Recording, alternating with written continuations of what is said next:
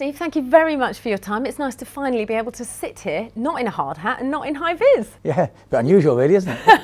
It is a very pleasant environment, isn't it? It's great, yeah. Well, it all kicks off here on Sunday, the very first home game for Bristol Rugby in the Premiership, a new era for the club really and the stadium. Yeah, there's nothing like being at home, is at Ashton Gate. So yeah, and the rugby fans will come along for the Saints game and see Ashton Gate in all its glory. You know, we've experienced it at football so far and it's been a great experience, and I'm sure the rugby fans will enjoy it as well. Well, yeah, as you say, City have had a great start to the season and we've really seen their fans embrace the new Ashton Gate. You know, 10,000 extra fans packing the gate here. Rugby fans, they are a bit more, they do tend to leave things till the last minute. They do, and I have to say I'm quite disappointed by the amount of season ticket sales we've had, about 5,000 to date, which people will tell me is quite good by previous standards. But you know, we are now in the Premiership. We are in the pinnacle of rugby, and we've got a big game coming up here. We've got a 27,000 seater stadium here to fill. I just hope that the fans will turn up in their thousands against the Saints and show that there is a passion for rugby in Bristol, and give us the support, because we're going to need all the support we can get this season, because it's going to be, you know, we all recognise it's going to be a hard season.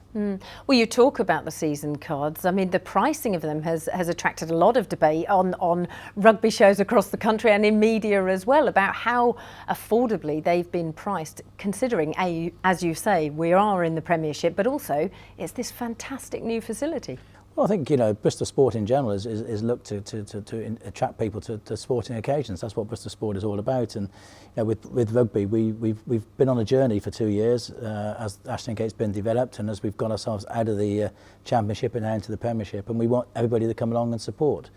It's nobody can you know, over-emphasise the importance of a big crowd, big home crowd behind the players. I mean, we've recruited well this summer. We've got a very strong squad, and you know, everybody's raring to go and have a go at the Premiership, and we want the supporters here to have a go with us. Well, we saw in the game against Aston Villa for City just how important that big home crowd of support is. You know, that big game feeling. You know, extra 10,000 fans.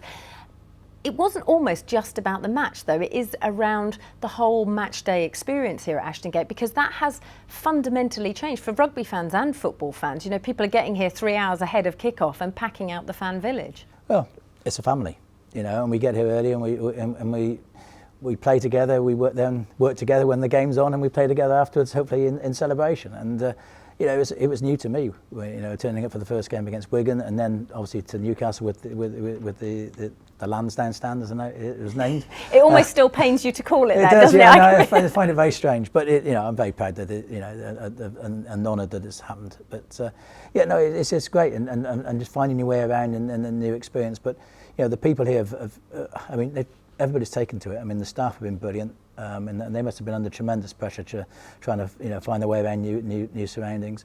But you know, the fans have come in and they've embraced it and they've loved it, and the volume you get out there when everybody's in full voice is absolutely tremendous. Well, and it is that feeling. I think everyone was surprised by having seen, you know, when the Williams stand was demolished, and for a season playing with an empty side, to suddenly have all four sides, it is so much more a cauldron. And the noise, you know, just seeing the flames at the very start of a football match, it does add to that whole experience. It is. I mean, it's you know, that sort of advertisement where, you know, father and son walk up through the vomitory and look out onto the pitch and hear the noise for the first time, and the little boy's face lights up. That's what it's all about, and that's what we're getting here. I mean, it's you know, I'm that little boy really when it comes to that.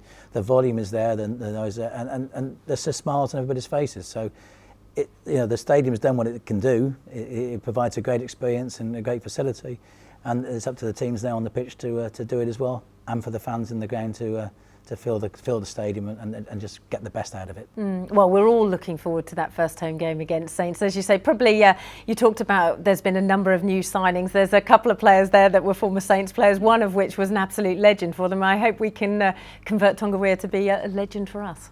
Well, absolutely. I mean, that's what sport brings these things around, doesn't it? And you know, our first home game here against the Saints, and his first basically home game for us against them is tremendous, and yeah, that's what we want. I mean, we've recruited people such as him to keep us in the Premiership and take us as high up the league as we possibly can go, and that challenge is ahead of us, and it's a very exciting one.